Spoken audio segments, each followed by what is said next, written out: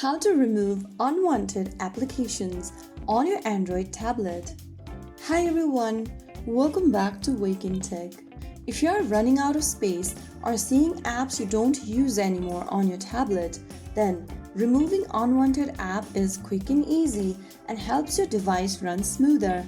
First of all, unlock your Android tablet and then go ahead and find the app you no longer want or you no longer use on your app drawer. Once you find the app, tap on the app and press hold on it. In the pop-up, click on the trash icon. Click on uninstall in the pop-up again and the application will be deleted from your app drawer or your Android tablet. Now you know how to easily remove unwanted apps and keep your device clean and fast. If you found the video helpful, don't forget to like, share, and subscribe to our channel.